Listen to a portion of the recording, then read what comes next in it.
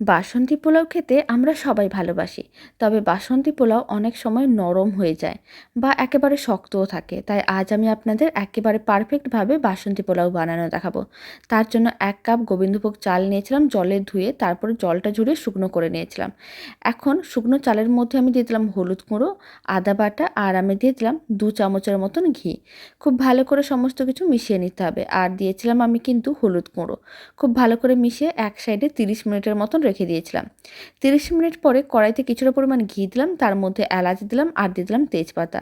হালকা নাড়াচাড়া করে ভেজে নিতে হবে। তার মধ্যে দিতে হবে কাজু বাদাম কিশমিশ।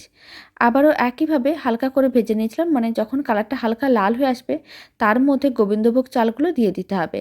আর যতটা চাল তার ডবল গরম জল দিতে হবে। গরম জল দেওয়ার কারণে বাসন্তী পোলাও অনেক সুন্দরভাবে রেডি হয়। এখন স্বাদ অনুযায়ী লবণ আর দিতে হবে স্বাদ অনুযায়ী চিনি।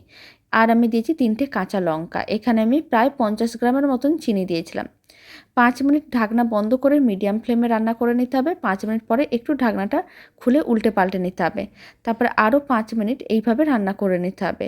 অল্প একটু ঘি আর গরম মশলা উপরে ছড়িয়ে দিয়ে ভালো করে মিশিয়ে নিতে হবে। তাহলেই রেডি হয়ে যাবে দারুণ স্বাদের বাসন্তী পোলাও। এবার আমি একটা বাটির মধ্যে কিছুটা পরিমাণ বাসন্তী পোলাও নিয়ে সার্ভ করে নিলাম।